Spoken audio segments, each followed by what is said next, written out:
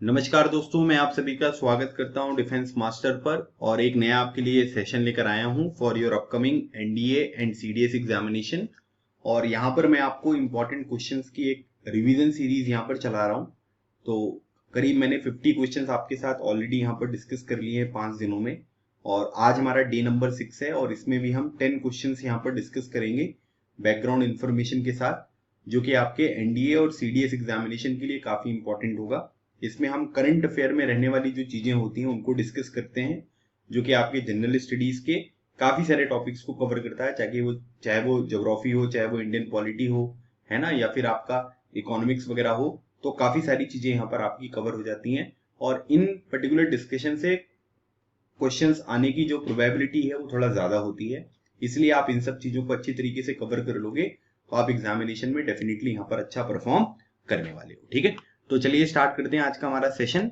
आप में से अगर कोई क्वेश्चंस वगैरह को अटेम्प्ट करना चाहता है और वो चाहता है कि भाई मैं आंसर वगैरह यहाँ पर चेक करूं कि हमारे कितने क्वेश्चन यहाँ पर सही हुए, तो आप लोग कमेंट सेक्शन में आंसर वगैरह जो है वो यहाँ पर लिख सकते हैं। ठीक है, चलिए आज का पहला क्वेश्चन देखिए। पहला क्वेश्चन दिया हुआ है कि कंसीडर द फॉलोइंग स्टेटमेंट्स। पहला स्टेटमेंट दिया हुआ है कि it is an inactive state resembling deep sleep. Second बात यहां पर हो रही है कि the body temperature is lowered and breathing and heart rate slow down. Third statement दिया हुआ है it can be seen in polar bears, rodents and bats.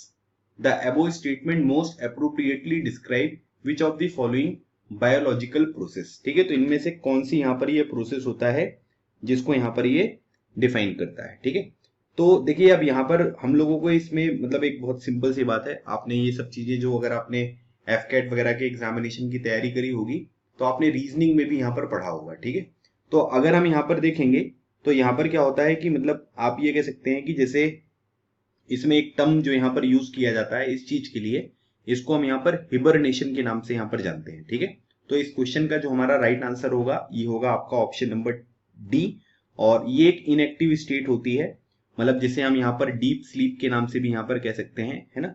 और यहाँ पर आप ये कह सकते हैं कि जो कोल्ड क्लाइमेट में रहने वाले जो एनिमल्स वगैरह होते हैं, है ना, कोल्ड क्लाइमेट में वहां पर आपको ये चीजें जो है वो देखने को मिलती हैं। मतलब अगर हम सीजन के बारे में बात करेंगे, ठीक है, मतलब आप विंटर वगैरह के टाइम पीरियड पर अगर आप देखोगे तो इस तरीके की सिचुएशन जो है वो उस जगह पर देखने को मिलती है। ठीक है, और जो हिबरनेशन यहाँ पर होता है उसमें अगर हम देखेंगे तो जो बॉडी का टेम्परेचर होता है वो थोड़ा सा कम हो जाता है और जो आपकी ब्रीदिंग और यहाँ पर हार्ट रेट वगैरह होता है ये भी आपका स्लो डाउन यहाँ पर हो जाता है। ठीक है, और इसका बेसिक मतलब यहाँ पर क्या होता है कि ये जो एनिमल्स यहाँ पर होते हैं ना उनको प्रोटेक्ट करता है ना। ये जो प्रोसेस यहाँ पर आपको देखने को मिलेगी ये एनिमल्स के प्रोटेक्शन के काम आता है। मतलब इस पर्टिकुलर प्रोसेस से जो एनिमल्स होते हैं वो यहाँ पर प्रोटेक्ट यहाँ पर फील करते हैं, है ना। और मतलब आप ये कह सकते हैं कि इसमें क्या होता है कि जो नीड होती है फूड वगैरह की, है ना, नीड फॉर फूड वगैरह, वो सब चीजें जो है वो थोड़ा सा कम लगती है क्योंकि ये लोग सोते रहते हैं, डीप स्लीप में रहते हैं।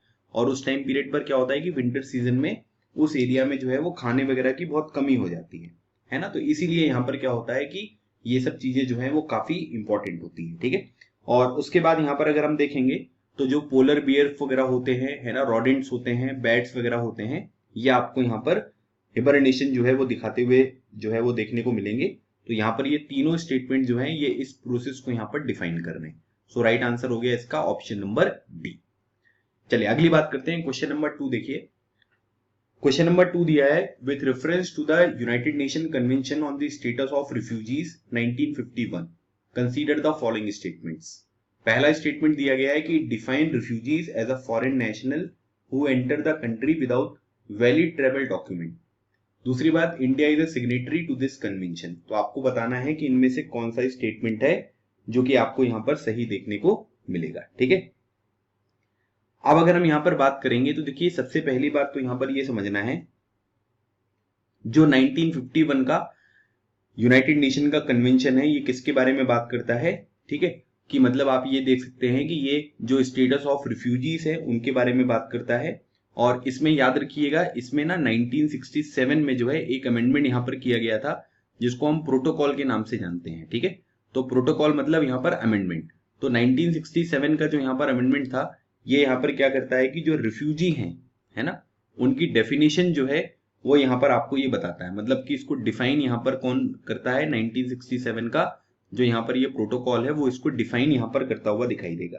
ठीक है, तो यहाँ पर अगर हम इसकी डेफिनेशन के बारे में बात करेंगे तो जो रिफ्यूजी है वो यहाँ पर अगर हम देखते हैं तो उसको डिफाइन किया गया है कि कोई भी पर्सन जो कि यहाँ पर आउटसाइड कंट्री का है, ठीक है, मतलब आप ये कह सकते हैं कि any person who is outside their country of origin, मतलब कि अगर मान लीजिए कि एक पर्सन है वो किसी एक्स कंट्री में रहता है ना, लेकिन वो किसी दूसरी कंट्री में है, एक्स कंट्री में नहीं है, मतलब कि वो जो कंट्री ऑफ ओरिजिन है उससे बाहर आपको देखने को मिलेगा, एंड अनेबल और unwilling to return owing to a well founded fear of persecution. ठीक है, तो यहाँ पर क्या है कि वो वापस नहीं जाना चाहता है, क्यों, क्योंकि अगर वो वापस वहां पर चला जाएगा तो हो सकता है कि उसको मार दिया जाए, तो इस डर से वो यहाँ पर क्या होता है कि वो यहाँ पर नहीं जा सकता है। जैसे कई सारे रीजन यहाँ पर हो सकते हैं, उसकी रेस हो गया, रिलीजन हो गया, नेशनलिटी यहाँ पर हो गया, या फिर किसी पर्टिकुलर सोशल ग्रुप का वो मेंबर है ना, या फिर कोई पॉलिटिकल ओपिनियन, तो इस वजह से यहाँ पर क्या है कि वो अपने देश में वापस नहीं जाना चाहता है। ठीक है,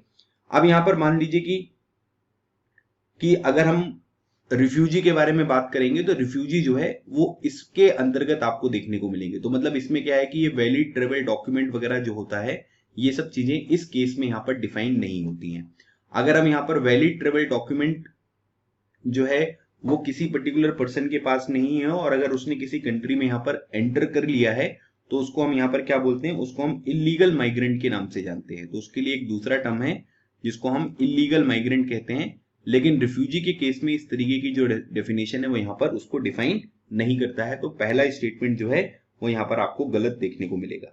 ठीक है, अब याद रखिएगा अगली बात हम यहाँ पर देखेंगे तो इंडिया ने ये जो रिफ्यूजी यहाँ पर कन्वेंशन है ना इसको साइन नहीं किया है, और नहीं अगर उसको साइन नहीं किया है तो 1967 का जो प्रोटोकॉल भी है वो भी उसके ऊपर यहाँ पर एप्लीकेबल नहीं होगा। तो ये स्टेटमेंट भी जो है ये आपका गलत है। काफी इंपॉर्टेंट इंफॉर्मेशन है, अभी ये एग्जामिनेशन में आ सकती है ना, क्योंकि देखिए आपका एक छोटा सा टॉपिक जो है वो यहाँ पर कवर हो गया। एग्जामिनेशन में जितने भी टॉपिक्स आप यहाँ पर कवर करोगे है ना, उतना ज्यादा आपको बेनिफिट जो है वो यहाँ पर देखने को मिलेगा। तो ये बात आपको ध्यान रखनी है। तो इनमें से आपसे पूछा जा रहा है कि कौन सा स्टेटमेंट है जो कि सही है, तो कोई स्टेटमेंट सही नहीं है। So right answer is option number D. चलिए क्वेश्चन नंबर 3 देखते हैं। क्वेश्चन नंबर 3 देखिए दिया हुआ है, कंसीडर द फॉलोइंग स्टेटमेंट्स।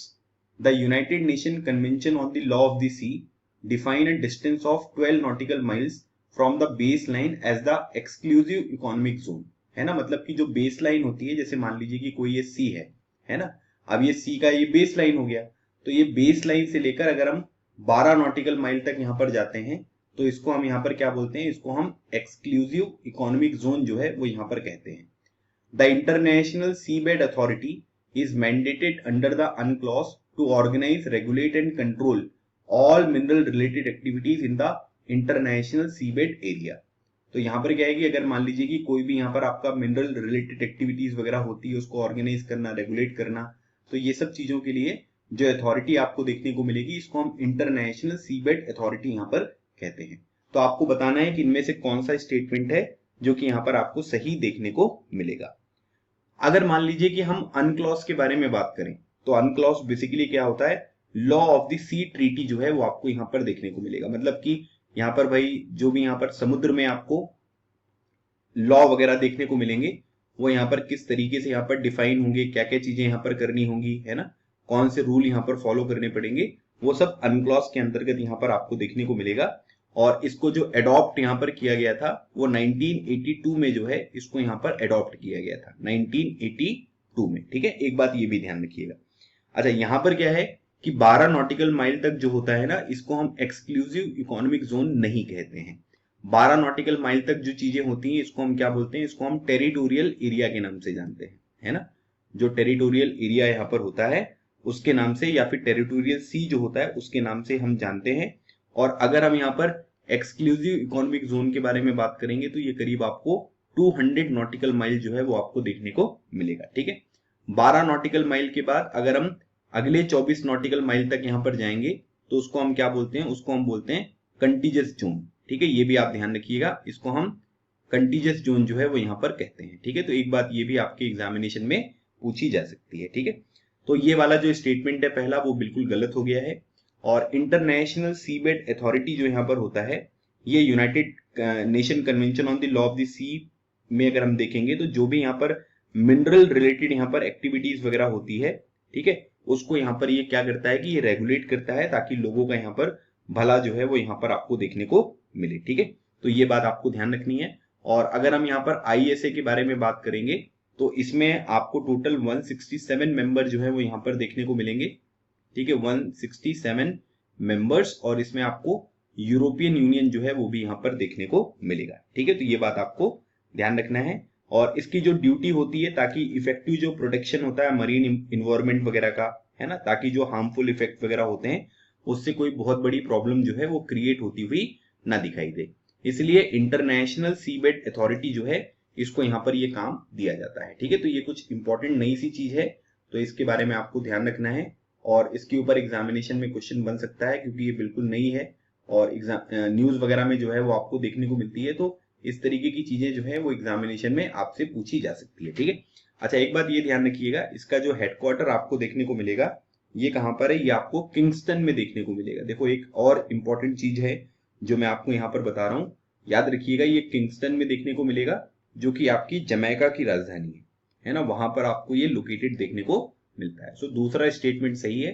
सो इस क्वेश्चन का हमारा जो राइट आंसर है ये है आपका ऑप्शन नंबर बी, है ना, क्योंकि आपसे पूछा गया है कि इनमें से कौन सा स्टेटमेंट है जो कि यहाँ पर आपका सही है, ठीक है। चलिए आगे बढ़ते हैं। क्वेश्चन नंबर 4 देखिए, with reference to the Palermo convention consider the following statements, ठीक है। तो यहाँ पर अब पैलर्मो जो कन्वेंशन है उससे रिलेटेड यहाँ पर जो है वो बातें की जा रही है। पहली बात, it is a United Nation sponsored multilateral treaty against transnational organised crime. दूसरी बात, the protocol aimed at protecting and assisting victims of human trafficking. तो अब आपको ये बताना है कि इनमें से कौन सा स्टेटमेंट है जो कि आपको सही देखने को मिलेगा, ठीक है। तो यहाँ पर पैलेर्मो जो कन्वेंशन है उसके बारे में यहाँ पर आपसे बात की जा रही है, ठीक है। तो आप यहाँ पर ये कह सकते हैं कि इसको हम United nation convention against transnational organised crime, मतलब इसको अगर हम देखेंगे ना तो इसको UNTOC जो है उसको यहाँ पर इस नाम से भी जानते हैं। तो अगर आप इसका ये पर्टिकुलर नाम भी देखेंगे तो इसमें लिखा हुआ है कि United nation convention against transnational organised crime जो है उस नाम से भी जानते हैं। और ये यूनाइटेड नेशन स्पॉन्सर्ड एक मल्टीलेटरल ट्रीटी है जिसमें ट्रांसनेशनल ऑर्गेनाइज्ड क्राइम को जो है वो यहाँ पर टैकल किया जाता है। तो पहला स्टेटमेंट जो है ये आपका बिल्कुल सही है, ठीक है। पैलेर्मो जो है ना ये जगह आपको कहां पर देखने को मिलेगी, ये इटली में आपको देखने को मिलेगी। और ये कन्वेंशन जो यहाँ पर साइन हुआ था, ठीक है, ये जो है ये मतलब आप ये कह सकते हैं कि 2000 में इसको यहाँ पर अडॉप्ट किया गया था, है ना। एक तो बात ये ध्यान रखिएगा। और ये जो चीज यहाँ पर इफेक्ट में आपको देखने को मिलेगी वो कब आई थी, ये 2003 में जो है ये इफेक्ट में आपको देखने को मिलेगी, ठीक है। तो यहाँ पर क्या है कि जो ऑर्गेनाइज क्राइम होते हैं, मतलब आप ये कह सकते हैं कि अगर कोई क्राइम जो है वो यहाँ पर बॉर्डर वगैरह को यहाँ पर क्रॉस करता है, मतलब कि आप ये कह सकते हैं कि किसी तरीके से क्राइम किया जा रहा है और वो बहुत ऑर्गेनाइज तरीके से है। तो अगर वो एक कंट्री से दूसरी कंट्री में यहाँ पर पहुंच रहा है तो उसके लिए भी यहाँ पर कोई लॉ इन्फोर्समेंट जो है वो यहाँ पर होना चाहिए, ठीक है। इंडिया ने यहाँ पर इसको कब ज्वाइन किया था, ठीक है, इंडिया ज्वाइन किया था, इंडिया ने इसको 2002 में इसको यहाँ पर ज्वाइन किया था, ठीक है।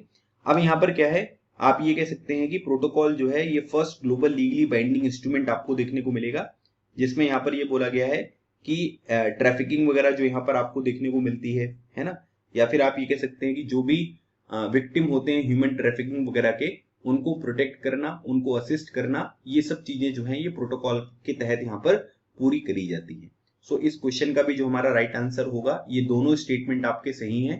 So right answer is option number C, both 1 and 2। तो याद रखिएगा पैलेर्मो कन्वेंशन जो है ये किसके बारे में बात करता है, ये अगेंस्ट ट्रांसनेशनल ऑर्गेनाइज्ड क्राइम, और इसका जो प्रोटोकॉल होता है उसमें प्रोटेक्शन और असिस्टेंस जो है जो भी विक्टिम्स यहाँ पर ह्यूमन ट्रैफिकिंग के होते हैं उनको यहाँ पर प्रोवाइड किया जाता है। हमारे कॉन्स्टिट्यूशन का जो आर्टिकल नंबर 23 है वो यहाँ पर किसके बारे में बात करता है, वो ह्यूमन ट्रैफिकिंग के बारे में बात करता है। तो ये भी चीज आपको ध्यान रखनी है। चलिए क्वेश्चन नंबर 5 देखते हैं।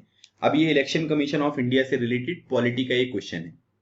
बोला जा रहा है, consider the following statements, the election commission of India was established under article 324 of the Indian constitution. Election commission of India presently consist of 1 chief election commissioner and 2 election commissioners third point दिया गया है कि the election commission of India was made a multi member body through an act of parliament in 1989, है ना। तो ये बहुत ही simple सा क्वेश्चन है, इसमें कुछ करने की यहाँ पर बिल्कुल आवश्यकता नहीं है ना। और अगर हम देखेंगे तो हमारा जो इलेक्शन कमीशन ऑफ इंडिया है ये आपको पार्ट 15 में देखने को मिलेगा, आर्टिकल 324 से लेकर 329 तक। और इसकी स्थापना जो थी वो 25 जनवरी 1950 को यहाँ पर हुई थी। 25 जनवरी जो है इसको हम नेशनल वोटर्स डे के रूप में हमारे देश में सेलिब्रेट करते हैं, ठीक है। नेशनल वोटर्स डे के रूप में यहाँ पर ये सेलिब्रेट किया जाता है, ठीक है। तो आर्टिकल 324 के तहत इसकी स्थापना है, तो ये पहला बिल्कुल सही है। और इसमें 1 चीफ इलेक्शन कमिश्नर जो आज के टाइम पीरियड पर सुशील चंद्रा जी आपको यहाँ पर देखने को मिलेंगे, ठीक है, सुशील चंद्रा जी। और 2 इलेक्शन कमिश्नर हैं, जिसमें से एक जो है उनका नाम है राजीव कुमार, और दूसरे जो देखने को मिलेंगे उनका नाम है अनूप चंद्र पांडे जी, ठीक है। तो ये 2 लोग जो हैं ये इलेक्शन कमिश्नर हैं। तो दूसरा स्टेटमेंट भी जो है ये हमारा बिल्कुल सही है। और याद रखिएगा, हाँ, इसमें एक बात ये भी आपको ध्यान रखना है कि इसको मल्टी मेंबर जो बॉडी थी ना, ये यहाँ पर एक इलेक्शन कमिश्नर अमेंडमेंट एक्ट 1989 में लाया गया था। पहले इसमें केवल एक ही मेंबर होते थे, बाद में क्या है कि भाई थोड़ा डेमोक्रेसी यहाँ पर लाने के लिए जो है आप ये कह सकते हैं कि 3 मेंबर की जो बॉडी थी वो यहाँ पर 1989 के एक्ट के तहत यहाँ पर इसको बनाया गया था, ठीक है। तो ये बात भी बिल्कुल यहाँ पर सही है। तो इस क्वेश्चन का जो हमारा राइट आंसर है ये है आपका ऑप्शन नंबर डी। तो इलेक्शन कमीशन ऑफ इंडिया से रिलेटेड ये एक इंपॉर्टेंट क्वेश्चन है जो आपके एग्जामिनेशन में डायरेक्टली पूछा जा सकता है। और इलेक्शन कमीशन ऑफ इंडिया से रिलेटेड सारी चीजें इसमें यहाँ पर इंपॉर्टेंट कवर हो गई है, ठीक है। चलिए क्वेश्चन नंबर 6 देखिए। क्वेश्चन नंबर 6 यहाँ पर बोला जा रहा है कि with reference to the glacial lake outburst flood consider the following statement, है ना। मतलब कि जो ग्लेशियल वगैरह होते हैं तो उसमें जो आउटबर्स्ट यहाँ पर आपको देखने को मिलेगा उसकी वजह से जो फ्लड होती है उससे रिलेटेड यहाँ पर कुछ स्टेटमेंट है जो आपको यहाँ पर दिए गए हैं।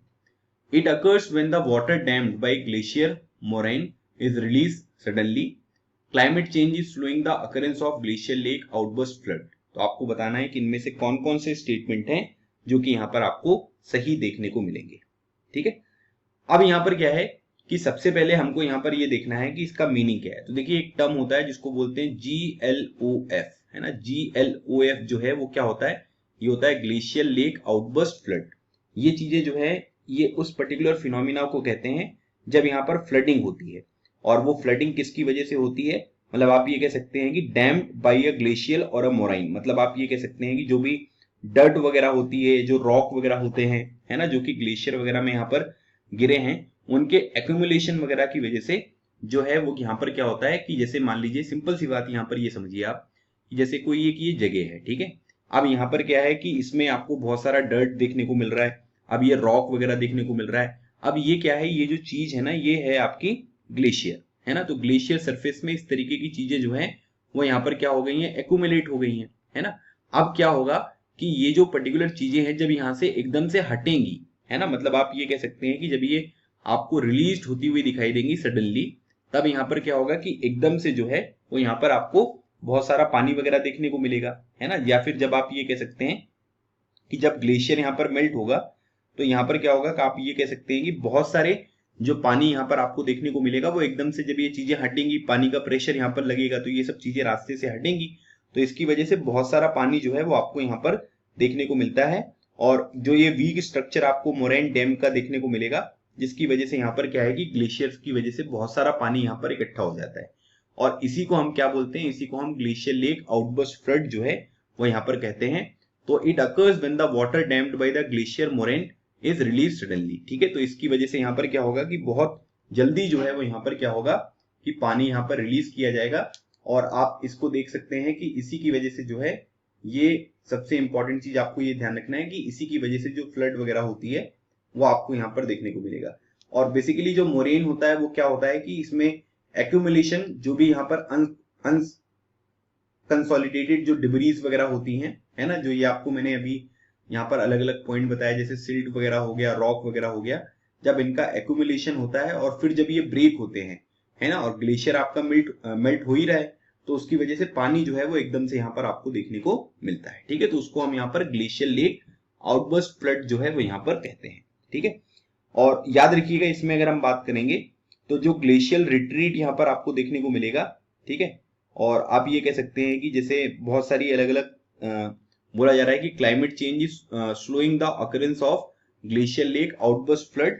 तो अगर हम इसमें देखेंगे तो यहाँ पर क्या है कि क्लाइमेट चेंज की वजह से आप ये कह सकते हैं कि जो भी हिंदू कुश हिमालय है ना, वहां पर क्या है कि उसकी वजह से बहुत सारी नए ग्लेशियल लेक जो है वो आपको यहाँ पर देखने को मिलेंगे, है ना। मतलब आप ये कह सकते हैं कि climate change is slowing the occurrence, तो स्लोइंग नहीं होगा यहाँ पर, है ना। मतलब क्लाइमेट चेंज की वजह से क्या हो रहा है कि जो ग्लेशियल लेक वगैरह हैं वो बहुत ज्यादा आपको बनते हुए दिखाई दे रहे हैं, है ना। मतलब आप ये कह सकते हैं कि फॉर्मेशन जो है वो यहाँ पर बहुत ज्यादा न्यूमरस नंबर में आपको देखने को मिल रहा है। और जब ग्लेशियल लेक यहाँ पर बनते हैं तो जो आउटबर्स्ट होता है यहाँ पर फ्लड का, जिसको हम यहाँ पर GLFOF यहाँ पर कहते हैं, वो चीजें आपको ज्यादा होती हुई दिखाई देती हैं, ठीक है।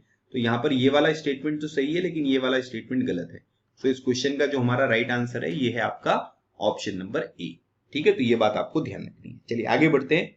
अगला क्वेश्चन देखिए दिया हुआ है कि which of the following are the depositional landforms of glacier. तो ग्लेशियर के डिपोजिशन से यहाँ पर कौन कौन से लैंडफॉर्म्स हैं जो आपको बनते हुए दिखाई देंगे। तो एक तो है सिर्क, फिर हो गया हॉर्न सैंड, सेरेटेट, फिर हो गया मोरेन्स, और फिर हो गया आपका एस्कर्स। तो आपको बताना है कि इसका जो हमारा राइट आंसर होगा वो यहाँ पर क्या होगा। तो देखिए इसमें अब आपको ना कुछ चीजें जो है वो यहाँ पर बिल्कुल अच्छी तरीके से ध्यान रखनी है। जैसे सबसे पहले तो आपको ये पता होना चाहिए कि डिपोजिशन की वजह से कौन कौन से जो यहाँ पर लैंडफॉर्म्स होते हैं ग्लेशियर के वो यहाँ पर फॉर्म होते हैं। तो पहली बात अगर हम यहाँ पर देखेंगे तो इसमें आपको जो देखने को मिलेगा इसको हम बोलते हैं ग्लेशियल टिल, है ना। ये काफी इंपॉर्टेंट क्वेश्चन है।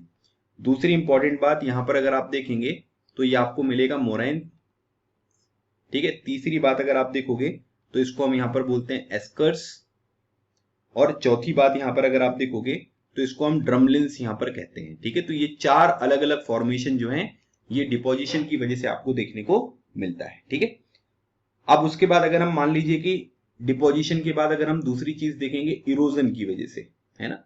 तो इरोजन की वजह से यहाँ पर कौन कौन सी चीजें फॉर्म होती हैं। एक तो आपको ग्लेशियल,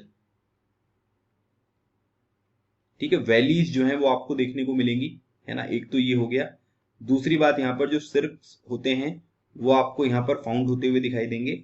और तीसरा जो है वो यहाँ पर आप ये कह सकते हैं कि हॉर्न्स एंड, ठीक है, हॉर्न्स एंड सेरेटेड जो होते हैं वो भी आपको यहाँ पर फॉर्म होते हुए दिखाई देंगे। तो अब आपसे ये पूछा जा रहा है कि डिपोजिशनल लैंडफॉर्म्स यहाँ पर ग्लेशियर्स का कौन है। तो याद रखिएगा इसमें देखिए सिर्क जो है वो यहाँ पर नहीं है, ये आपको देखने को नहीं मिलेंगे। तो केवल मोरेन और एस्कर जो हैं ये आपको देखने को मिल रहे हैं। सो राइट आंसर इसका क्या हो गया 3 और 4। So right answer is option number C. मैं आप सभी को रिकमेंड करूंगा कि ये दो चीजें जो हैं कि भाई ग्लेशियर के डिपोजिशन से यहाँ पर कौन से लैंडफॉर्म्स बनेंगे और इरोजन से कौन से बनेंगे ये आपको ध्यान रखना है। कई बार यहाँ पर क्या होगा कि आपसे ये भी पूछ लेंगे कि इनमें से ग्लेशियर लैंडफॉर्म्स कौन कौन से हैं, तो वो भी आप आसानी से एलिमिनेट कर लोगे। तो ये चीजें याद रखिएगा। इनकी डेफिनेशन वगैरह आपकी एग्जामिनेशन के लिए इतनी ज्यादा इंपॉर्टेंट नहीं है, बस आपको ये पता होना चाहिए कि कौन कौन से लैंडफॉर्म्स हैं और वो किस तरीके से आपको स्टेब्लिश होते हुए यहाँ पर दिखाई देंगे। कौन सा डिपोजिशन से होगा और कौन सा है जो कि आपको इरोजन से यहाँ पर होता हुआ दिखाई देगा, ठीक है। तो ये बात आपको ध्यान रखनी है। चलिए आगे बढ़ते हैं। क्वेश्चन नंबर 8 देखिए, consider the following statements. International Youth Day is observe to commemorate the birth anniversary of Swami Vivekananda. International Youth Day जो है ये यूनाइटेड नेशन के द्वारा, ठीक है, आप ये कह सकते हैं कि 12 अगस्त को बनाया जाता है। अब देखिए दो चीजें आपको याद रखनी है। अब आपको ये बताना है कि इनमें से कौन सा स्टेटमेंट है जो कि यहाँ पर आपका सही है, ठीक है। देखिए एक चीज होती है जिसको हम बोलते हैं national youth day. National youth day हमारे देश में यहाँ पर मनाया जाता है और इसकी तारीख यहाँ पर कितनी है, इसकी तारीख है 12 जनवरी। और वो 12 जनवरी जो होता है वो यहाँ पर क्या होता है कि वो स्वामी विवेकानंद जी की बर्थ एनिवर्सरी होती है, तो उसको इंटरनेशनल यूथ डे नहीं कहते। तो पहला स्टेटमेंट गलत हो गया, दूसरा स्टेटमेंट सही हो गया। So right answer is option number B, ठीक है। और याद रखिएगा ये जो इन्होंने डिसाइड किया था यूनाइटेड नेशन ने, ये 1999 में डिसाइड किया था कि भाई 12 अगस्त को हम यहाँ पर क्या मनाएंगे, इसको हम इंटरनेशनल यूथ डे जो है वो यहाँ पर मनाएंगे, ठीक है। तो ये बात आपको ध्यान रखनी है, क्लियर।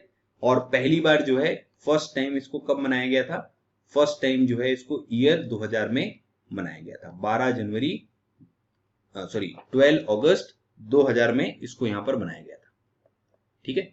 तो ये देखो इसमें यहाँ पर क्या कर दिया कि नेशनल यूथ डे को जो है इंटरनेशनल यूथ डे कर दिया। अब इसमें अगर आपका ध्यान नहीं रहेगा तो क्वेश्चन गलत हो जाएगा, है ना, इसलिए छोटी छोटी चीजें जो हैं वो आपको यहाँ पर ध्यान रखनी है। चलिए आगे बढ़ते हैं। क्वेश्चन नंबर 9 देखिए, consider the following statements. Assam is the only known breeding ground of greater adjutant storks in India. Greater adjutant storks are listed as endangered in the IUCN red list. ठीक है, तो अब यहाँ पर क्या है कि यहाँ पर जो है एक आप ये कह सकते हैं कि जो यहाँ पर है, मतलब इसमें आप ये कह सकते हैं कि ये जो है ये एनिमल वगैरह से रिलेटेड जो है वो क्वेश्चन आपको यहाँ पर देखने को मिल रहा है। ठीक है, और बर्ड वगैरह से रिलेटेड जो क्वेश्चन है वो आपको यहाँ पर देखने को मिलेगा।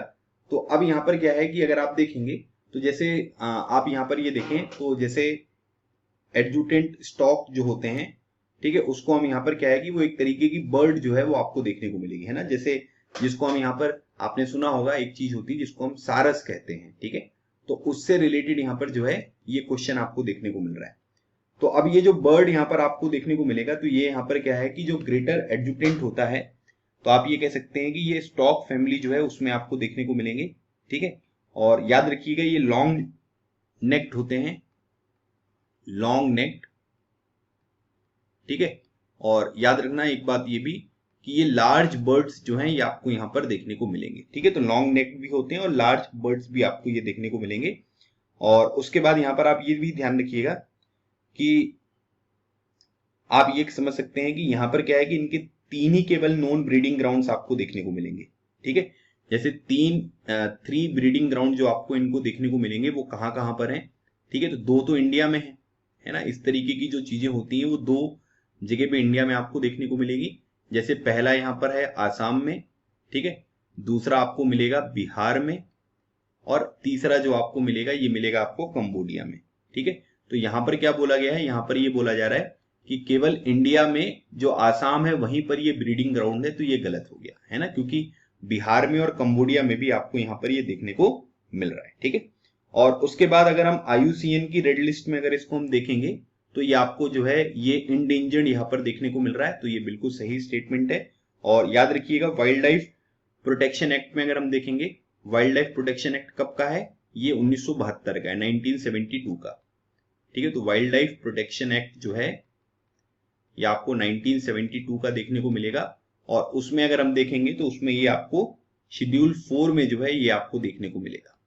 ठीक है, शेड्यूल 4, तो ये एक तरीके की जो है ये आपको बर्ड यहाँ पर देखने को मिलेगी। ठीक है, तो ये भी बात आपको ध्यान रखनी है। सो इसमें पूछा गया है कि कौन सा स्टेटमेंट है जो कि यहाँ पर आपका सही है। So right answer is option number 2, है ना, क्योंकि पहला स्टेटमेंट जो है वो यहाँ पर बिल्कुल गलत हो गया। चलिए क्वेश्चन नंबर 10 देखते हैं। अब देखिए ये आपका थोड़ा डिफेंस टेक्नोलॉजी से रिलेटेड क्वेश्चन आपको देखने को मिल रहा है। Consider the following statements. A ballistic missile is a rocket propelled self guided strategic weapon system. India is a signatory to the Hague Code of Conduct against the Ballistic Missile Proliferation. Proliferation का मतलब होता है कि किसी चीज को इकट्ठा करना, है ना। तो अब आपको बताना है कि इनमें से कौन सा स्टेटमेंट है जो कि आपका सही नहीं है। ठीक है, अब आपसे ये पूछा जा रहा है कि इसका जो हमारा राइट आंसर होगा वो यहाँ पर कौन सा होगा। ठीक है, अब यहाँ पर देखिए कि 2 चीजें होती हैं, एक तो बैलिस्टिक मिसाइल होती है और एक आपकी क्रूज मिसाइल होती है। तो बैलिस्टिक मिसाइल जो होता है ना वो एक रॉकेट प्रोपेल्ड यहाँ पर होता है, सेल्फ गाइडेड यहाँ पर स्ट्रेटेजिक वेपन सिस्टम जो है वो आपको यहाँ पर देखने को मिलेगा, है ना। तो इसमें कोई दिक्कत नहीं है, रॉकेट प्रोपेल्ड होता है और ये सेल्फ गाइडेड होता है। मतलब आप ये कह सकते हैं कि यहाँ पर एक ट्रेजेक्ट्री आपको देखने को मिलेगा, उस ट्रेजेक्ट्री को जो है वो यहाँ पर फॉलो करता है। मतलब कि उसको ऊपर जाने के लिए तो आपको कुछ फोर्स वगैरह लगाना पड़ेगा, लेकिन बाद में फिर ये ग्रेविटी से जो है वो ट्रेजेक्ट्री को फॉलो करते हुए यहाँ पर गिरती है। ठीक है, तो यहाँ पर आप ये कह सकते हैं कि जो पहला वाला स्टेटमेंट है वो यहाँ पर बिल्कुल सही हो गया। क्यों? क्योंकि यहाँ पर आप ये कह सकते हैं कि ये रॉकेट प्रोपेल्ड भी है और self guided strategic weapon system जो है वो आपको देखने को मिलेगा। जैसे पृथ्वी वगैरह मिसाइल कैसी है, वो बैलिस्टिक मिसाइल आपको देखने को मिलेंगी। ठीक है, और उसके बाद यहाँ पर आप ये कह सकते हैं कि इंटरनेशनल, ठीक है, कोड ऑफ कंडक्ट, ठीक है, अगेंस्ट बैलिस्टिक मिसाइल प्रोलिफरेशन, जिसको हम ICOC यहाँ पर कहते हैं। ठीक है, उसको हम हेग कोड ऑफ कंडक्ट भी यहाँ पर कहते हैं। तो यहाँ पर आप ये कह सकते हैं कि ये एक पॉलिटिकल इनिशिएटिव है ताकि जो बैलिस्टिक मिसाइल प्रोलिफरेशन वगैरह होता है उसको थोड़ा सा कर्ब यहाँ पर किया जा सके। तो ये स्टेटमेंट भी जो है ये बिल्कुल सही है। और ये भी याद रखिएगा इंडिया जो है इसका सिग्नेटरी है। ठीक है, इंडिया ने इसको यहाँ पर सिग्नेटरी जो है वो आप देखने को मिलेगा, मतलब इंडिया ने इसको यहाँ पर साइन किया हुआ है। ठीक है, तो इसका मतलब ये स्टेटमेंट भी सही है। आपसे पूछा गया है कि कौन सा स्टेटमेंट जो है ये गलत है, तो नाइदर वन नॉट टू, क्योंकि दोनों स्टेटमेंट जो है ये आपको यहाँ पर सही देखने को मिलेगी। ठीक है, तो ये भी बात आपको पता होनी चाहिए। और ये भी याद रखना है, एक और ऑर्गेनाइजेशन है जिसको MTCR कहते हैं, है ना, और इंडिया ने इसको भी यहाँ पर ज्वाइन किया है। ठीक है, जिसको बोलते हैं मिसाइल टेक्नोलॉजी कंट्रोल रीजन। ठीक है, तो ये भी आपको पता होना चाहिए। तो इसमें से दोनों स्टेटमेंट जो हैं ये हमारे सही हैं, और आपको करेक्ट नॉट करेक्ट स्टेटमेंट यहाँ पर पता करना था, तो ऑप्शन नंबर डी जो है ये हमारा बिल्कुल राइट आंसर है। ठीक है, तो ये हो गए हमारे आज के 10 क्वेश्चंस जो मैंने आपके साथ यहाँ पर डिस्कस किए हैं, और आई होप आपने यहाँ पर कुछ नई चीजें सीखी होंगी, है ना। और आप इन चीजों को रिवाइज करते रहिए, जो भी बैकग्राउंड इन्फॉर्मेशन मैं आपको बताता रहता हूँ इनको थोड़ा देखते रहिए। आपके बहुत सारे इंपॉर्टेंट टॉपिक्स कवर हो जाएंगे जो कि आपके एग्जामिनेशन में डायरेक्टली पूछे जा सकते हैं। ठीक है, तो आई होप आपको ये सेशन अच्छा लगा होगा। अगर आपने क्वेश्चंस वगैरह यहाँ पर अटेम्प्ट किए हैं तो आप मुझे कमेंट सेक्शन में बताइए कि आपके कितने क्वेश्चन जो हैं वो यहाँ पर सही हुए हैं। बाकी आप हमारा डेली न्यूज एनालिसिस का कोर्स है, ठीक है, 249 रुपीज पर मंथ, जिसमें मैं आपको इंपॉर्टेंट न्यूज पूरे दिन की जो है वो यहाँ पर कवर करके बताता हूँ। एडिटोरियल वगैरह भी मैं आपके साथ डिस्कस करता हूँ, जो कि आपके एग्जामिनेशन के लिए काफी इंपॉर्टेंट होते हैं। बाकी मैं सेपरेटली जो है वो जनवरी से लेकर सितंबर तक के जो करंट अफेयर हैं 2021 के, उसका भी एक हमारा कोर्स है ना। उसकी वैलिडिटी जो है वो 1 ईयर है, और 1 ईयर में 999 में आप वो कोर्स यहाँ पर देख सकते हैं। फिर 2022 की भी जो क्लासेस वगैरह होंगी वो भी आपको यहाँ पर मिलेंगी, तो उससे फिर आपका जो करंट अफेयर वगैरह है वो काफी अच्छी तरीके से आप यहाँ पर कवर कर लोगे। और हमारा SSB का कोर्स भी है जो कि यहाँ पर चल रहा है। अभी हम थीमेटिक परसेप्शन टेस्ट के ऊपर डिस्कशन यहाँ पर कर रहे हैं, और जो भी यहाँ पर प्रीवियस क्लासेस कंप्लीट हो चुकी हैं उनके रिकॉर्डेड सेशन वगैरह आपको मिल जाएंगे। तो अगर आप NDA, CDS, FCAT या किसी भी एग्जामिनेशन के लिए जिसमें आप SSB देने जा रहे हो, तो अगर आप SSB की प्रिपरेशन करना चाहते हैं तो आप इस कोर्स में इनरोल कर सकते हैं। और जानकारी के लिए आप मुझे इस नंबर पर कनेक्ट कर सकते हो, ऐप डाउनलोड कर सकते हैं डिफेंस मास्टर, वहां से आप चैट के माध्यम से भी कनेक्ट हो सकते हैं। ठीक है, तो जैसा भी आपको सुटेबल लगे, अगर आप करना चाहते हैं तो आप डाउनलोड करके इसकी जानकारी ले सकते हैं। ठीक है, तो गाइज ये था आज का हमारा सेशन। बाकी इसकी जो PDF वगैरह होगी वो मैं आपको डिफेंस मास्टर टेलीग्राम चैनल पर जो है वो यहाँ पर प्रोवाइड करूंगा। डिस्क्रिप्शन बॉक्स पे जो है उसकी भी आपको लिंक मिल जाएगी, तो उसको ज्वाइन कर लीजिएगा। पहले की क्लासेस की जो PDF वगैरह हैं वो ऑलरेडी मैंने वहां पर शेयर कर दी है। ठीक है, तो ये था आज का हमारा सेशन। मिलते हैं हमारे नेक्स्ट क्लास में, तब तक keep smiling and keep preparing. लगे रहो, एग्जाम क्लियर करो। थैंक यू सो मच, जय हिंद।